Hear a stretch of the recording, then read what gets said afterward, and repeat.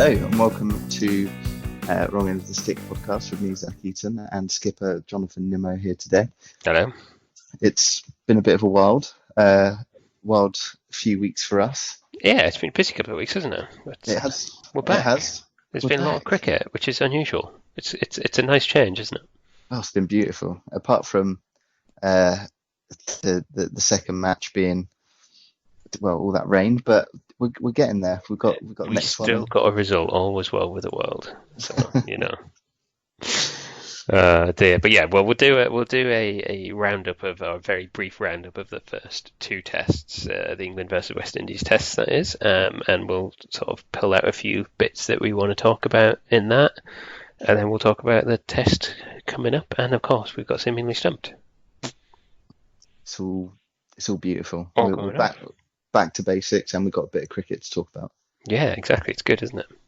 What are we kicking off with? Well, let's talk about the first couple of tests, and then there's probably various things we can talk about coming out of that. So, the first thing to say is that your predictions so far have been absolutely bang on, which is really quite worrying. I don't know what's going on with this, but you predicted England would lose the first test against West Indies, which they duly did, and you predicted they would win the second test, which again they did. It's just I don't know what's going on. What have you got insight into what's happening here, or what? Well, England, and this is not just about cricket, but this is just England in any sporting event, always perform better with their backs against the wall. It's a very Anglo-Saxon state of mind, and it's when we need to put it out of the bag, we can do. And I thought, well, we've been in lockdown. We've got some new faces in the team, which is, fantastic. Windy's not been doing too great, but they've got some core members in there, who are still there from the India tests earlier in the year, and got some potential. We were sticking on a few, new players that have done remarkably well, and I just thought, yeah, we'll probably lose the first one. It'll be quite tight on the second, and I reckon we'll smash them. I'm hoping we'll smash the Windies, and continue that kind of batting that we've done on the second test on Friday. So I think if we touch on something that I've not seen been discussed very much from sort of the first test, because it kind of got forgotten about it amongst everything else, but this was Ben Stokes' first game as captain. Now, there was lots of questions about whether he should have batted first or bowled first, and he's not solely responsible for picking the team, but whether they should have picked Stuart Broad. And obviously those would have got forgotten completely if England had won, but they didn't. So those questions were kind of raised. But I think the other thing that's a little bit more interesting is if you compare his performance in the first test, both bat and ball, with his performance in the second test, where he was pretty much on world-beating form again, do you think that was down to him being captain or not being captain? How much of an effect do you think that had on him from watching the two games? I think there would have been a bit of, possibly a bit of relief going into the second test, and possibly having that responsibility and weight lifted. But at the same time, I think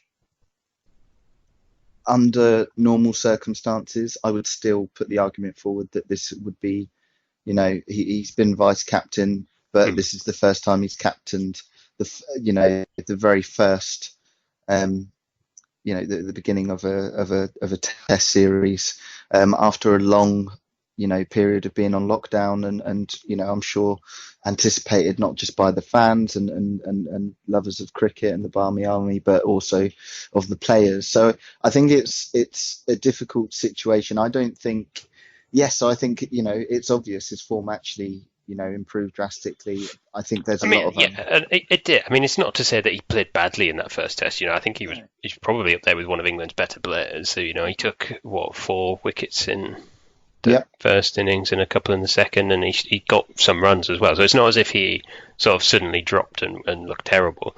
But if you just look at it in comparison to how he played, and there was times in that second test where mm, he was literally doing everything. There was one ball that he bowled and then chased all the way to the boundary. I think he should try and save 4 runs. I mean, I think he didn't quite get there in the end, but he was literally doing absolutely everything. mm. And I think you're probably right. I don't think it did affect him as much as it potentially does others.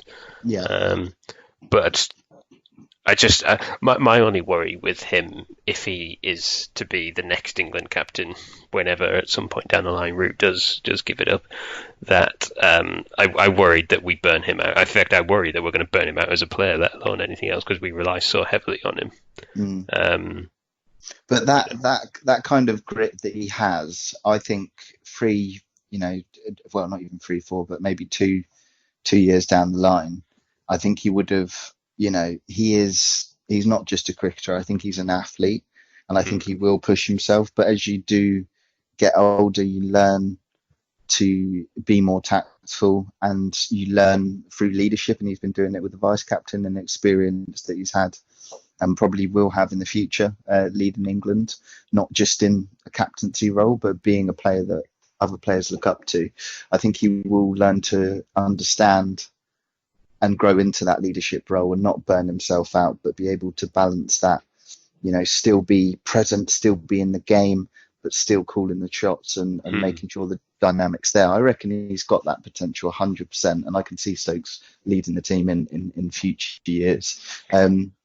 I certainly think he could. My only worry with him is he gives absolutely everything every time he steps on that field. He is 110% committed to everything he does. He will throw himself at the ball to try and stop any sort of runs. He will give everything every single ball he bowls, and he'll give everything with the bat. And my only concern with him is I mean, I think he is certainly in the conversation for the best cricketer in the world right now, and as a lot of people be saying that, but not just because there's only 2 teams playing.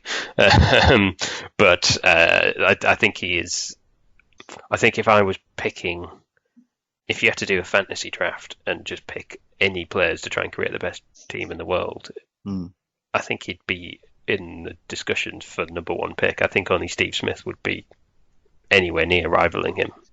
I would agree. I mean, he is already ranked number 1 all-rounder in the world, I think, with Jason Holder being second. So, yeah, I don't think if you were doing a fantasy team that you could, I don't even think it would be a very long discussion. I think it would just be, okay, what other batsmen have we got and what other bowlers have we got and where do we put them? Where do we put them in that order to get the best result? And to be honest, the answer is, well, put him bloody anywhere. It doesn't matter. Like you say, it doesn't matter. Yeah, it really doesn't. He turned out to be England's opener in that second innings of the second test. So, getting an unbeaten 78 as England's opener. Who knew? We had our openers problem sorted all along. It was Ben Stokes. Why haven't we tried that before? We've been trying for like 4 years to try and figure out who our openers should be. Of course, we should have tried Stokes. I felt so bad for Butler. I've got to admit, I felt so bad. I did, because I think that, and the thing is, England seem really keen to keep picking Josh Butler, and a lot of people aren't terribly happy about it, and myself included. I think there's others that deserve a chance, and I think he gets picked on his short form, credentials into the Test team, and this was just set up perfectly for him to go and do what Ben Stokes did do and get an unbeaten, really quick half century to help England get them in a position that they needed to win. And he did everything right. He had to swing at stuff that he wouldn't normally have done, and he got quite unlucky. It was an inside edge onto his stumps. It could have gone anywhere. It could have gone, an inch past the stumps, and he would have still been there. Potentially done the same. And at that point, people wouldn't question his place in the side so much, because he is there to be that aggressive counter-attacking batsman that you need when you need quick runs. You have him there. The problem is that was the time when we did need quick runs, and he didn't get the luck. Yeah, which is unfortunate for him. Yeah, I mean, just looking at it, I just you want your wiki batsman to perform, don't you? You want that aggressive batsman who knows how to, think like a batsman, think like a wiki, and just come in and do that stuff. You see it with, you see it with De Kock, you see it with Folkes, you see it with a load of other wicket keepers. I wasn't terribly impressed with Dowrich's performing for the West Indies, but he is very little. He's very short. Don't be sizist. No, come on. I'm not, but I mean, And also, don't forget, you do look at him compared to some of the other West Indies players who are huge and are like 6'7", 6'8", some of them. So don't. When Holder and Dowrich were together on the wicket, I was thinking this is like a camera trick. It's like he's actually on the wicket behind him. The little practice ones to make him look. It was so silly, but yeah. I mean, the bouncers. I felt so bad for him. Like Ben Stokes, putting on, pitching it up to him, and he's jumping. He's having to jump in the air, and it's getting, hitting his glove and doing all that, and he's dodging. And I felt so sorry for him, bless him. But yeah, I mean, you want wicket keepers in that position. And I think we've had a bad run of that in Test cricket. I think Bairstow, it was their wicket keeper, but past couple of years we can see the form declining. We've now got Buttler in, and I think you mentioned it a few podcasts ago about Ben Stokes, and yeah, and he wouldn't. The thing is with Ben Stokes, he wouldn't give you the batting that. Or certainly doesn't give you the batting potential that Joss Buttler gives you. But he's been solid when he's batted for England. But he's not brought that explosive, 50 runs and 50 balls that somebody like Buttler could get. Problem is Buttler hasn't done that for the Test team. And therefore, would it not be more beneficial to have a solid 30 or 40 runs further down the order? He's a competent batsman, but he's also excellent wicketkeeper, and that I think is underestimated by certainly England selectors and a lot of fans. I think it's underestimated just how many runs that could save us as well. Yeah, and that's the thing, isn't it? And I think we've got a lot of now new potential, not just on the top order, but in the middle and tail end, kind of all rounders to. I'm really liking the shape of what this England team could become, and so I think out of everybody, is looking questionable. I think, but I love his style. Yeah, I think that if you look at and one thing we haven't mentioned yet is that Joe Denley finally got dropped for their second test against the West Indies. And that's all I'm going to say against Joe Denley, because I don't think we'll ever see him back in the England shirt, so I don't think we're ever going to need to talk about him again. So that's me officially done with Joe Denley talk now. I'm officially retiring it. But I think now that he has gone, that top four for England could well be a settled top four for the next 5 years at least. You've got Rory Burns and Sibley opening. Sibley had a really, really good. He dug in really well in that innings in the second test. He looked brilliant. He didn't score quickly, but that's exactly what we needed. We needed that grit and determination that he was just going to stay in. Crawley, I think, has potential. He hasn't always had the luck, but again, he's certainly got potential. And then Root coming in, and I think Ollie Pope at 5 hasn't shown what he will do. I think he's got a massive future ahead of him as well. And I think that could, even that top 5 could be solid and settled. And a really, and I think they've all got potential to improve as well. Potentially Joe Root is obviously world class already. So, but him inside, they've all got potential to improve. And I think that could finally be a solid, settled top order for England. With room for improvement.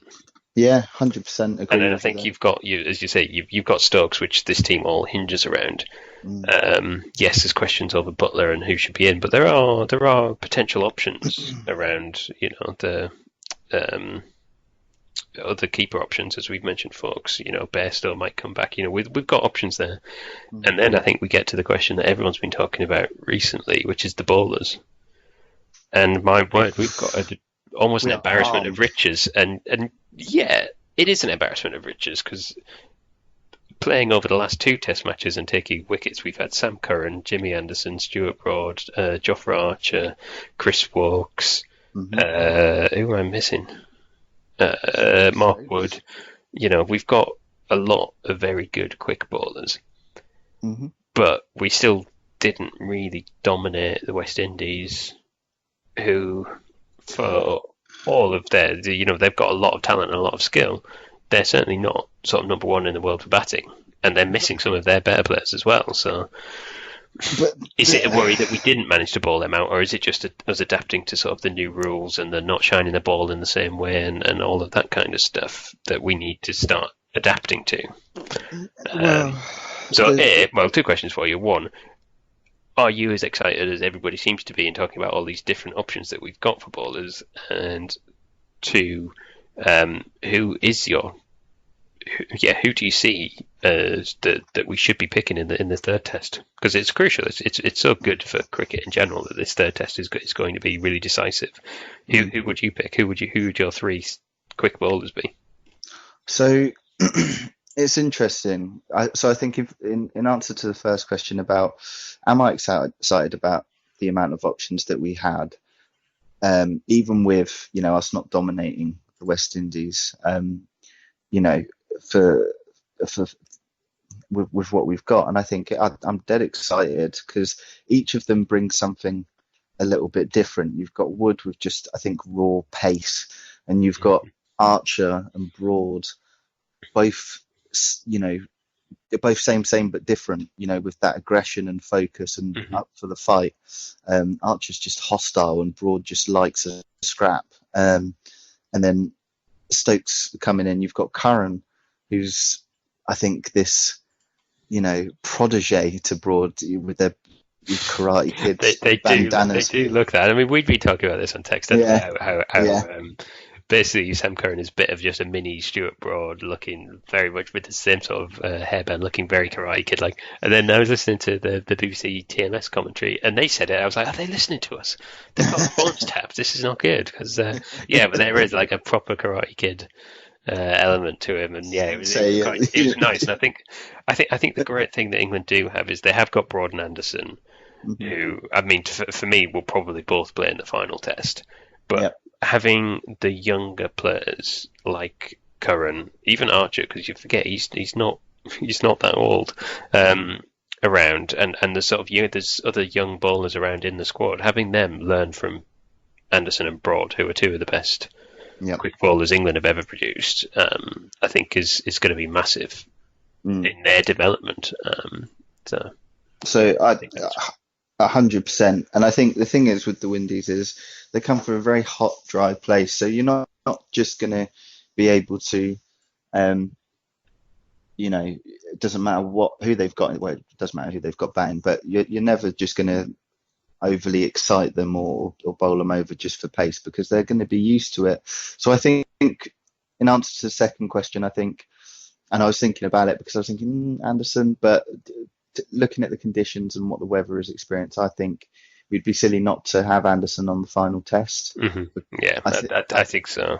I think that movement needs to be there, and I think it needs to, keep the West Indies on edge and maybe get them reaching out or cramping them up when they least expect it to make mistakes. I'm liking Broad, and he's an established bowler. I think he's got that balance. He's between Anderson and Archer, and he does get some movement on the ball. He knows his craft really, really well. So I think having those two experienced players would be good. And then it's just about, for the three bowler attack, who then do you put? You've got Stokes in the wings ready whenever, and Root and Besser there for a bit of spin. Who then do you say? And I think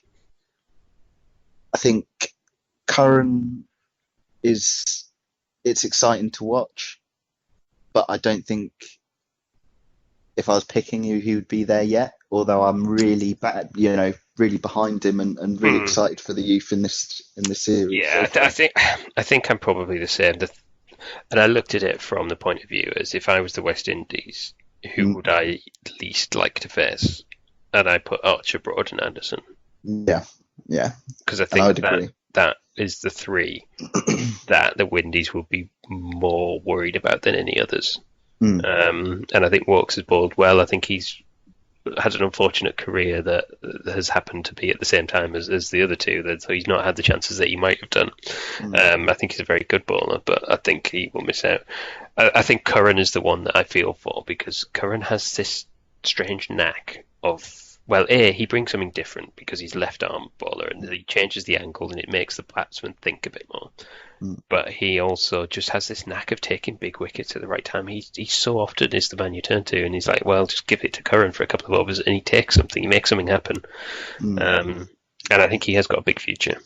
yeah, But I think when Anderson goes, I think he will have a place in this team on a more permanent basis. But I think at the moment, it's a crucial match. It's a one-off. Whoever wins this wins the series kind of a thing. It's the first series of cricket that's being played after post-pandemic. So I think the whole cricket world are watching this game, and I think that you go with the experience of Anderson, Broad, and Archer at the top. yeah. Leading that line. I feel slightly for Don Bess. I don't know whether he'll get picked in the next game or whether they'll go back to Jack Leach, but I think those two are sort of battling out to make that spot their own, and neither of them have fully made it their own yet. They're not the Graham Swan type spin bowler that people around the world would be worried about. I don't think anybody would be worried about our spin bowling at the moment. I think it's kind of the one weakness that England have. But that being said, it's not. We're not playing this game in India. It is in Manchester. It's been raining a fair bit this week. I think the forecast is for a bit of rain and probably cloudy overhead. Actually having the better pace bowlers is more important at this point, I think, and we'll worry about spin further down the line. Yeah, I think you're right there. I think I'd like to see where Moeen Ali's at, because oh no, I was about to start thinking about launching a bit of we shouldn't be picking him, and I was like, oh god, I found my new Joe Denley. Moeen Ali is going to be my new Joe Denley. No. Do you know what? I think he just needs to find his form again. I think he's done some great things with the ball, and he's a good batsman. And I think that's it. But this is my issue with Moeen Ali, is that we'd be picking him because he's good at batting, not because he's England's best spin bowler. Okay. And I think England should pick their best spin bowler to be their best spin bowler. Not to pick him because he's quite good at batting and can bowl a bit, because I think that's an error that England have made a lot in the past. Yeah, but the spin bowlers aren't. Yeah, like you say, I don't know. The spin bowling hasn't. It's had an impact. We've at times restricted them, but a lot of the times we haven't.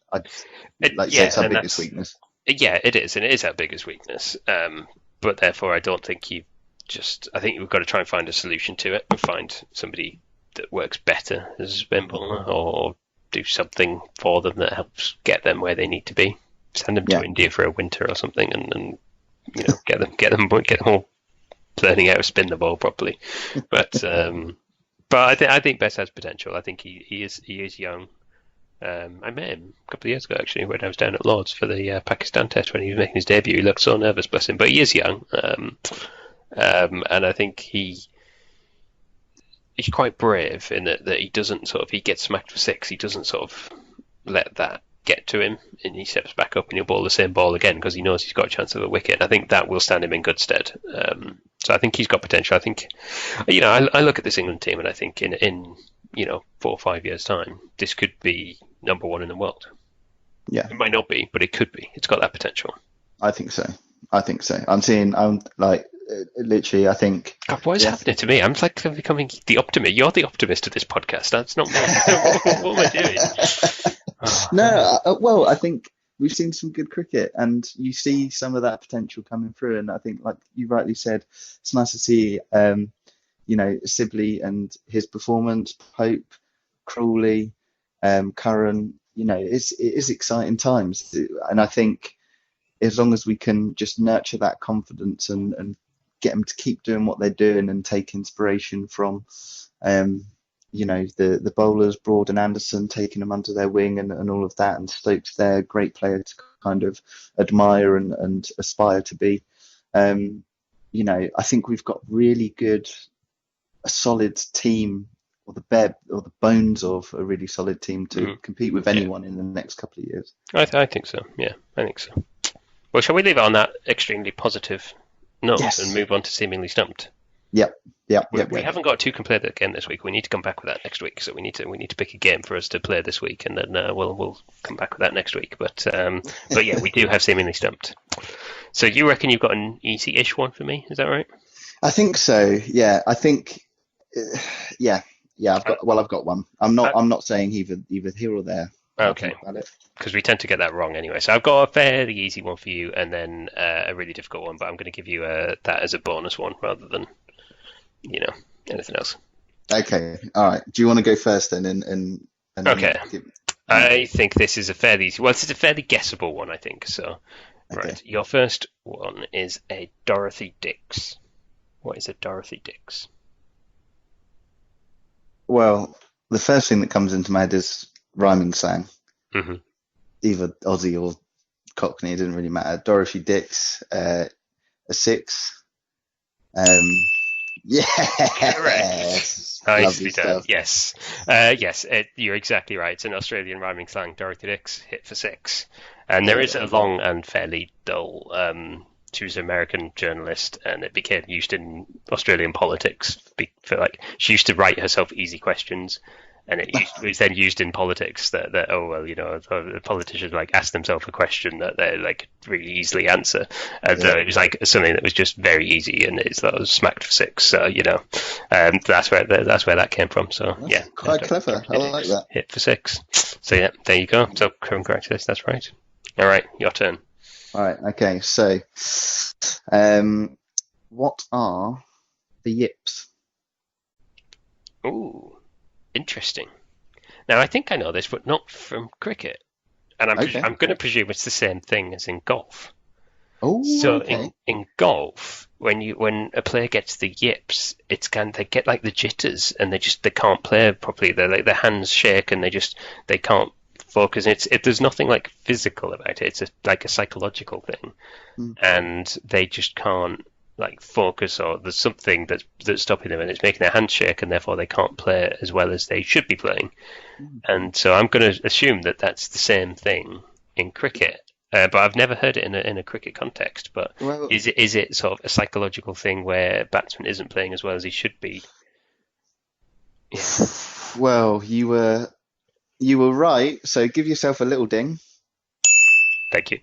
And then give yourself a big old.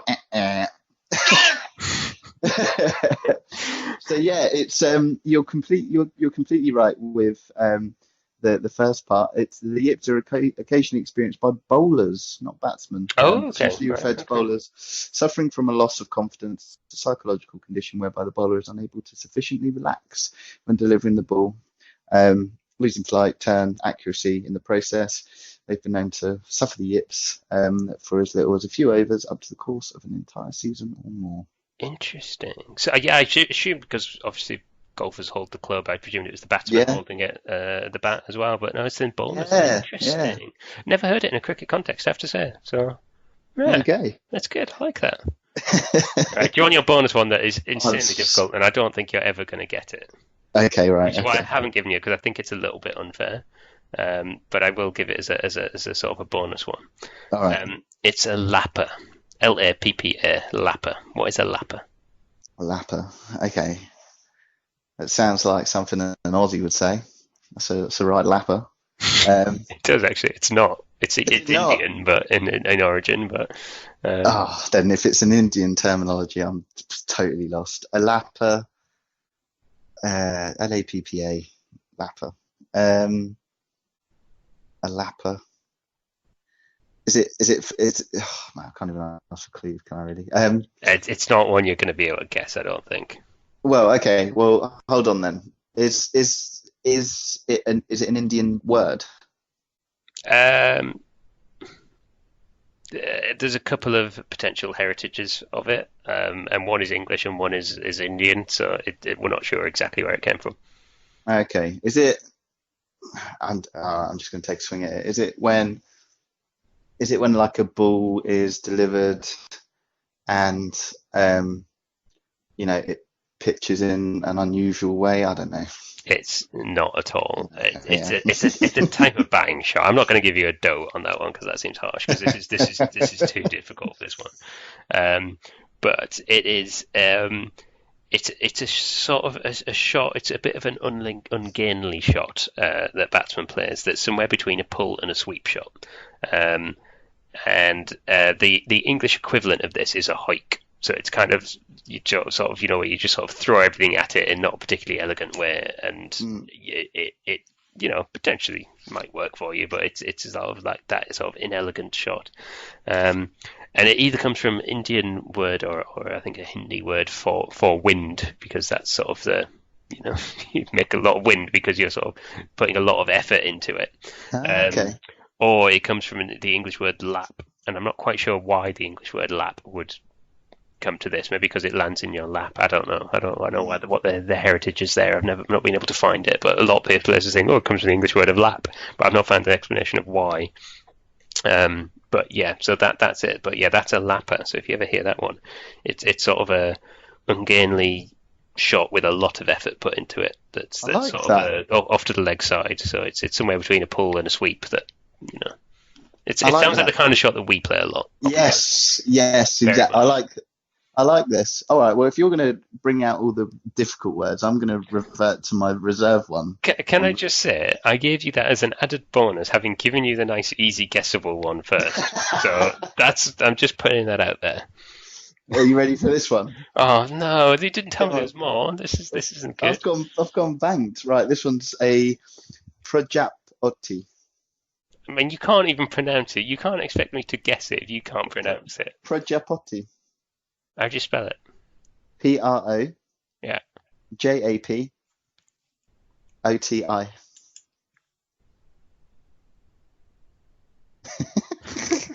don't know why I'm writing it down. That doesn't help me at all. I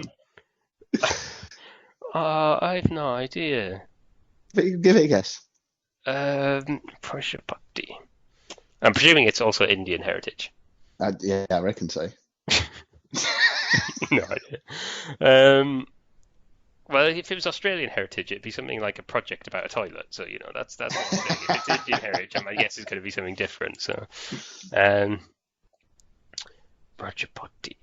I think it is something to do with batting, and I think it's where you will defend a ball and then steal a quick single.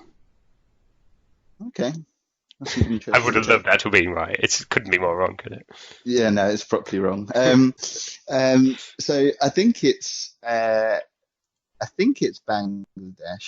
but I'm Okay. not really sure. Yeah. Or Bengali. That's totally different. And it's basically, Apologies to all our Bangladesh fans. please excuse me. It's a delivery by a pace bowler which minimizes rotation of the ball, causing it to move erratically in flight, based on the same aerodynamic principles as baseball's knuckleball. So we saw. Okay, yeah. So Archer, I think, did one where Archer's run's really, really easy going, but then you usually see the seam spinning or it kind of rotating, but like a slower ball or a knuckleball, because it's not spinning, it's not getting whipped by the fingers, it just kind of Interesting. moves differently, and that's I cool. like it. Good. That sounds good. That sounds I like good. that. No, I think that's that's interesting. I like interesting stuff that I don't know. I like to learn stuff. So. Oh dear. Right, shall we call it there for this week? We've done predictions. Projections. Yeah. I've got Prashapati on the brain. God, try saying that when you've had a few. So are you sticking with your prediction that England? Because we both predicted 100%. England to win the last test. Yeah. You're sticking with that. Yeah. Yeah. Well, I'm hoping to get one right because I've got the previous two wrong, so I'm hoping to get one right this time. So yeah, I am sticking with an England win as well. All right, here we go, because we haven't predicted this. Who do you think will be player of the match For the next one? for the next test? Um, I like to predict stuff. oh man, that's a really interesting question. So I think Stokes is obviously the front runner, but I'm not gonna go with Stokes. I reckon Sibley's either gonna do something phenomenal like he did in the second Test match. I have a feeling that there's something there, and that whatever happened on that second match, I think is going to carry over. I think it's going to be uplifted, or I think Crawley or Pope are going to do something quite good as well. I think we're going to expect a lot of wickets, but I don't expect we're going to get a fifer or, a 6-wicket innings or whatever. I don't think it's going to be like that. So I think I'm going to go with Crawley. Oh, interesting. Your namesake. Yeah. Okay. Right. Well, I have similar thoughts to you on that. That I also think the wickets are going to be spread about a bit more. I think Henderson, Broad, Archer, but Stokes will all get 2, 3, 4 here or there without any of them standing out. So I also think it's going to be a batsman, and I think if England are going to win, I think it's going to be this man that leads us there. And I think, obviously, as you said, Stokes is the obvious choice, but I think this one it's going to be Rory Burns. I think he's got a big score coming on him, and I think he's going to get a century, and that's going to be what leads England to the win on this one. Oh, the pirate himself. Yeah, I like that. Actually. That's another good prediction. But I think you're right in that it's going to be one of those sort of potentially less high profile players that. Yeah. I reckon after the confidence of this win, we're going to see. I can't wait. We're going to see some really good cricket. I'd mixed emotions about being in work on Friday, because I just want to tuck in and just. Some of us, I might just have the day off to go and watch a bit of cricket, mightn't I? You're gonna have to message me all the updates. I will. Don't worry, mate. I will. You did the same for me last week when I wasn't able to keep up with it. So yeah, that's excellent. Right. Well, we shall leave it there, and we shall be back next week to see how right or wrong or sad or happy we are after this next test. Brilliant. So, thank you very much for listening, everybody. If you would like to get in touch with us, you can find us on Twitter and Instagram at Wrong End Podcast. You can also email us at wrongendofthestick@hotmail.com.